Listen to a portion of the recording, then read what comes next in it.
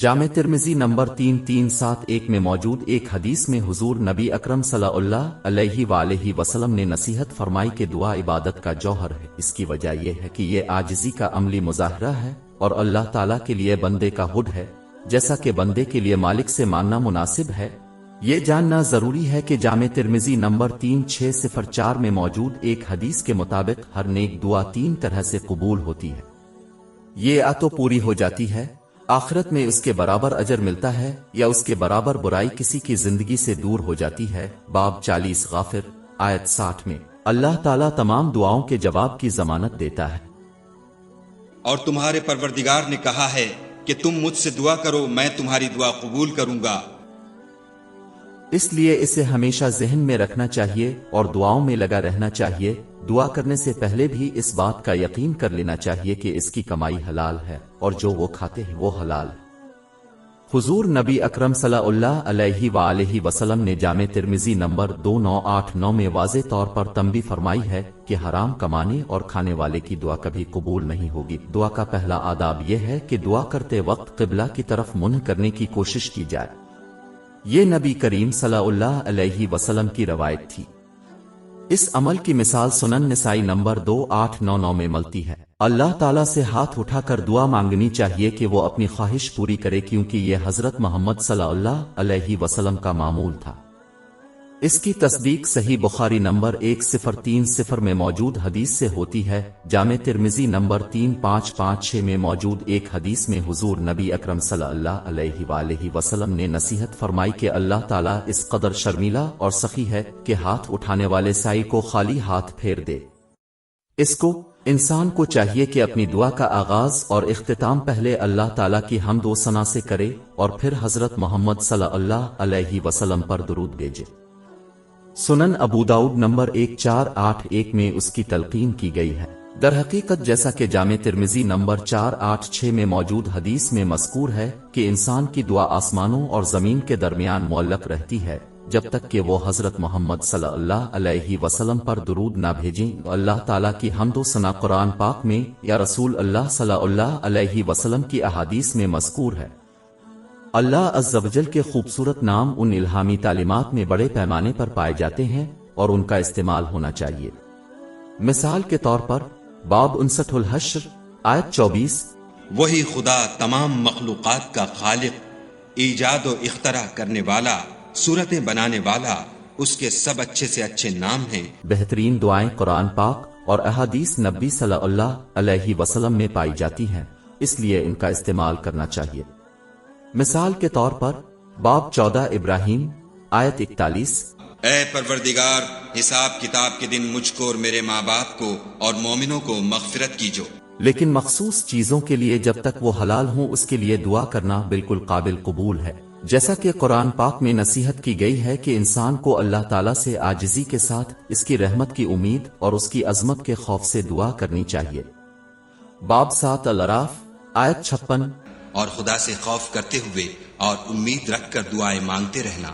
جوش و خروش کے ساتھ دعا کرنا بہت ضروری ہے، اس یقین کے ساتھ کہ اللہ تعالیٰ کسی کی ضرورت پوری کرے گا۔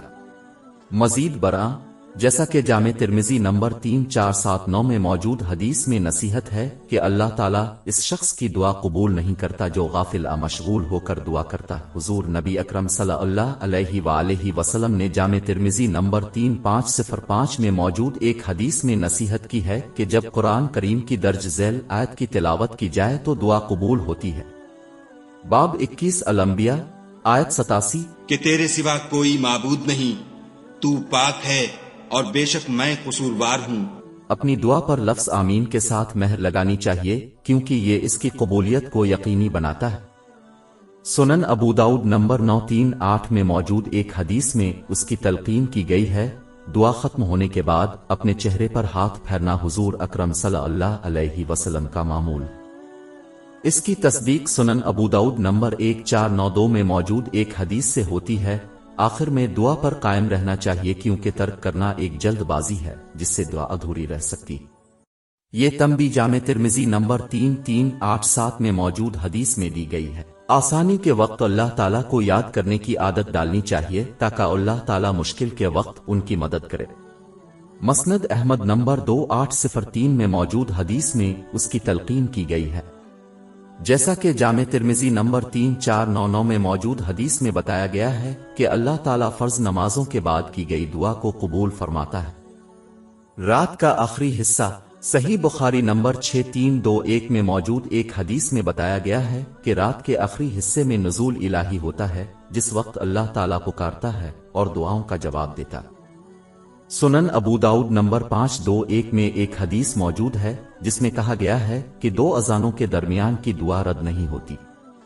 حضور نبی اکرم صلی اللہ علیہ وآلہ وسلم نے اعلان فرمایا ہے کہ مسلمان اللہ تعالیٰ کے سب سے زیادہ قریب ہوتا ہے جبکہ وہ سجدہ میں ہوتے ہیں، لہٰذا انہیں اس وقت اس سے دعا مانگنی چاہیے۔ اس کی تصدیق سنن نسائی نمبر 1138 میں موجود ایک حدیث سے ہوتی ہے، جیسا کہ سنن ابو داؤد نمبر 1046 میں موجود حدیث میں مذکور ہے کہ ہر جمعہ میں 1 گھنٹہ ایسا ہوتا ہے جسے اللہ تعالیٰ آسانی سے قبول فرماتا ہے۔ دعائیں جب روزہ دار افطار کرتا ہے تو اس کی دعا بھی قبول ہوتی ہے۔ سنن ابن ماجہ نمبر 1753 میں موجود ایک حدیث میں اس کی تلقین کی گئی ہے۔ بیماروں کو ان کے لیے دعا کرنے کے لیے کہا جانا چاہیے، جیسا کہ سنن ابن ماجہ نمبر 1441 میں موجود حدیث میں بتایا گیا ہے کہ ان کی دعائیں فرشتوں کی دعاؤں کی طرح۔ آپ زمزم پیتے وقت کی جانے والی دعا ہمیشہ قبول ہوتی ہے۔ سنن ابن ماجہ نمبر 3062 میں موجود ایک حدیث میں اس کی تلقین کی گئی ہے۔ سنن ابو داؤد نمبر 2540 میں ایک حدیث ہے کہ بارش کے وقت کی دعا قبول ہوتی ہے۔ سنن ابو داؤد میں موجود ایک حدیث نمبر 1534 لوگوں کو ان کی غیر موجودگی میں دوسروں کے لیے دعا کرنے کی ترغیب دیتی ہے کیونکہ وہ آسانی سے قبول ہوتی ہے۔ اگر کسی کو کسی قسم کا ظلم درپیش ہو تو وہ اللہ تعالیٰ سے دعا کرے جیسا کہ وہ قبول ہوگی۔ جامع ترمذی نمبر 1905 میں موجود ایک حدیث میں اس کی تلقین کی گئی ہے۔ یہی حدیث اس بات کی تلقین کرتی ہے کہ مسافر کی دعا رد نہیں ہوتی۔ آخر میں کسی کو اپنے والدین کی حوصلہ افزائی کرنی چاہیے کہ وہ ان کے لیے دعا کریں کیونکہ وہ آسانی سے قبول ہو جاتی ہے۔ اس کی تائید سنن ابن ماجہ نمبر 3862 میں موجود ایک حدیث سے ہوتی ہے۔ کچھ لوگ باقاعدگی سے اللہ تعالیٰ سے دعا نہیں کرتے کیونکہ وہ دعویٰ کرتے ہیں کہ وہ سب سے باخبر ہے اور کسی کو ان کی خواہشات سے آگاہ کرنے کی ضرورت نہیں ہے۔ حالانکہ یہ حقیقت ہے کہ دعا کرنا افضل ہے کیونکہ یہ تمام انبیاء علیہم السلام کی روایت ہے اور قرآن کریم میں اس کی تلقین کی گئی ہے۔